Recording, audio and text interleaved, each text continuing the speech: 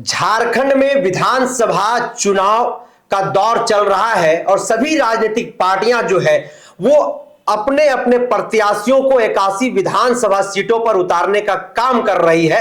एक ऐसे प्रत्याशी का चयन वो लोग कर रहे हैं जो उस विधानसभा सीट से उसे जीत करके दे सकता है। लेकिन इस बीच में जो बड़ी खबर निकल करके आ रही है और आज जिन बातों पर, जिन विषयों पर हम लोग विश्लेषण करने वाले हैं, दी जनसभा जो आप लोगों को बताने वाला है, उससे कहीं ना कहीं आप भी इस बात को स्वीकार करेंगे कि बाबूलाल मरांडी जो है वह कहीं ना कहीं हेमंत सोरेन के जाल में, उनके रणनीति में फंसते हुए दिखाई दे रहे हैं।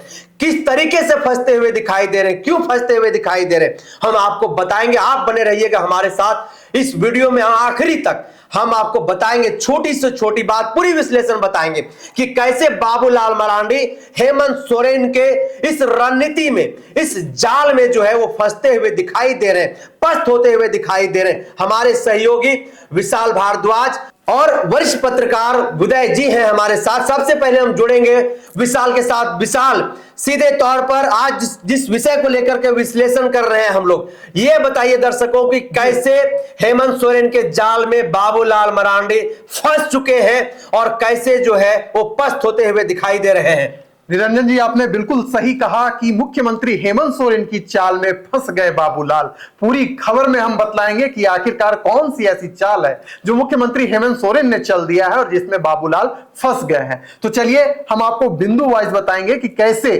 जो बाबूलाल है, बीजेपी के जो प्रदेश अध्यक्ष है, वह चाल में फंस गए हैं। पहला यह कि बरहेट में भारतीय जनता पार्टी को अब तक कोई ऐसा प्रत्याशी नहीं मिला है जो कि सीधे तौर पर हेमंत सोरेन से मुकाबला कर सके। जो चर्चा चल रही थी भारतीय जनता पार्टी के अंदर कि इस बार लुइस मरांडी को बरहेट सीट से उतारा जाए और हेमंत सोरेन के खिलाफ लड़ाया जाए, लेकिन आखिरी जो दांव पेच होता है ना, उसमें हेमंत सोरेन बाजी मार ले जाते हैं और लुइस मरांडी को झारखंड मुक्ति मोर्चा में सम्मिलित करवा देते हैं। यही नहीं, जामा से उन्हें टिकट भी देने का काम करते हैं। यानी कि कुल मिलाकर भारतीय जनता पार्टी का जो बॉल था उसमें सिक्स मारने का काम मुख्यमंत्री हेमंत सोरेन करते हैं।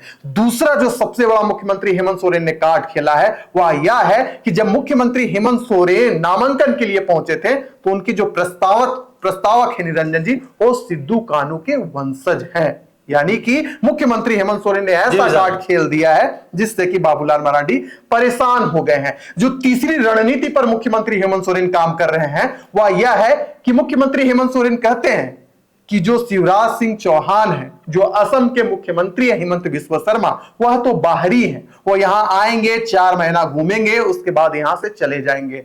आपकी रक्षा, आपके हित में बात कौन करेगा? तो मैं करूंगा। मैं झारखंड का जो बेटा हूं, आपके समक्ष हमेशा मौजूद रहूंगा। यानी कि कहीं ना कहीं जनता के मन में मुख्यमंत्री हेमंत सोरेन यह डाल दिए हैं कि मैं झारखंडी हूं, सदा आपके हित में खड़ा रहूंगा। तो इस प्रकार की चाल से कहीं ना कहीं मुख्यमंत्री हेमंत सोरेन ने बाबूलाल मरांडी की नींद उड़ा दी है।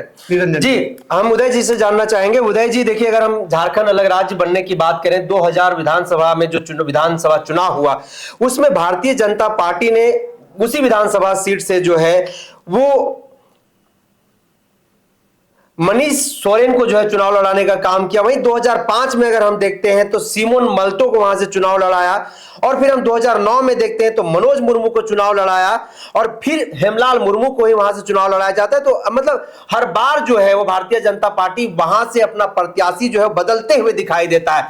आने की भारतीय जनता पार्टी के पास ऐसी कोई प्रत्याशी जो है वो दिखाई नहीं देता है, या फिर झारखंड मुक्ति मोर्चा का जो किला है बरहेट विधानसभा जो दुमका के अंतर्गत आता है, संथाल परगना में आता है, लेकिन इस बार का जो वहां का जो समीकरण बता रहा है कि हेमंत सोरेन के सामने अब तक ऐसा कोई प्रत्याशी भारतीय जनता पार्टी को नहीं मिला है। बाबूलाल मरांडी को समझ में नहीं आ रहा है कि आखिर कौन सा मैं प्रत्याशी वहां पर खड़ा करूं जो झारखंड मुक्ति मोर्चा के किला को कहीं ना कहीं वो ध्वस्त कर सके और वहां पर सेंधमारी कर सके। क्या कहेंगे इस पर? देखिए, इसमें मूल बात यही है कि जिस तरह से हेमंत सोरेन पहले से ही चुनाव की घोषणा होने से पहले से ही कोई एक एक सीट पर अपना फील्ड सेट कर रहे हैं और कैंडिडेट की सेटिंग कर रहे हैं, उससे भारतीय जनता पार्टी आज सकते में है। आप ये समझ सकते हैं कि जिस तरह से उन्होंने संथाल में एक एक सीट पर अपने उम्मीदवारों का चयन किया है और उसके अलावे जो सामाजिक समीकरण सेट किया है वो भारतीय जनता पार्टी उस पर अमल तक नहीं कर पाई। यही नहीं, अभी तक भारतीय जनता पार्टी जो एक एक सीट पर रणनीति बनाने के लिए जानी जाती है, अभी तक बरहेट सीट से किसी को अपना उम्मीदवार नहीं बना पाई है। अब देखिए उसमें क्या है कि भारतीय जनता पार्टी शुरू से मान के चल रही थी कि संथाल परगना को हमको उसका जो किला है जेएमएम का, उसको किसी तरह से ध्वस्त करना है। लेकिन जो खेल शुरू किया था बीजेपी ने, उस खेल को पलट दिया है पूरी तरह से हेमंत सोरेन ने। उनकी शिबू सोरेन परिवार के पुत्रवधू को इन्होंने अपनी पार्टी में, अपने पाले में लिया था, और ये माना जा रहा था कि भारतीय जनता पार्टी या बाबूलाल का ये मास्टर स्ट्रोक है कि उसी परिवार में फूट हो गई है। अब देखिए कि वो जो है, जो जामा से विधायक बनी थी या जामा से चुनाव लड़ती थी, भारतीय जनता पार्टी ने उनको जामताड़ा से टिकट दिया है, और लुइस मरांडी जो उनकी मंत्री थी उसको अपने पाले में हेमंत सोरेन ने कर लिया है और उसको इस बार जामा से टिकट दिया है। यानी इस पूरे खेल में बाबूलाल कहीं ना कहीं, या जो भाजपा का शीर्ष नेतृत्व है, कहीं ना कहीं पिछड़ता नजर आ रहा है, और उनका जो सपना था कि संथाल परगना में हम जीत फतह करेंगे या जीत हासिल करेंगे, वो पूरा धाराशायी नजर आ रहा है। इतना ही नहीं, जो कोल्हान की आप बात करेंगे, जहां कोल्हान में चंपई सोरेन को अपने पाले में लाकर भारतीय जनता पार्टी ये समझ रही थी अब तक कि हम संथाल और कोल्हान को अपनी जो उनकी जो मजबूती है, उनका जो किला है जेएमएम का, उसको हम तोड़ लेंगे, उस पर फतह हासिल करेंगे। कोल्हान में भी स्थिति कमोबेश वही दिखाई पड़ रही है। जो असर है झामुमो का वो कम नहीं हुआ है बल्कि बढ़ा है, और ऐसे कई नेता हैं जो भारतीय जनता पार्टी में कल थे या आजसू में कल थे, वो जेएमएम का दामन थाम चुके हैं और बहुत ही सशक्त हैं। तो जिस तरह की स्ट्रेटजी बीजेपी बनाती थी कि हर सीट पर मुझे जिताऊ कैंडिडेट देना है, वो अब जेएमएम के दृष्टिकोण से देखें तो वहां नजर आ रहा है कि हर सीट पर फूंक फूंक कर कदम रख रही है जेएमएम, और ऐसा कैंडिडेट दे रही है जो भाजपा के गले की फांस बनता नजर आ रहा है। तो देखिए, पूरी बात मैं आपको बताता हूं कि बरहेट विधानसभा है जो संथाल परगना में आता है, और बरहेट से लगातार झारखंड मुक्ति मोर्चा का दबदबा रहा है, और वहां से हमेशा से उसके प्रत्याशी जीतते आ रहे हैं, चाहे हेमंत सोरेन हो, चाहे उनके अन्य जो प्रत्याशी वहां से चुनाव लड़े, वहां से वो जीत फतह करते आ रहे हैं।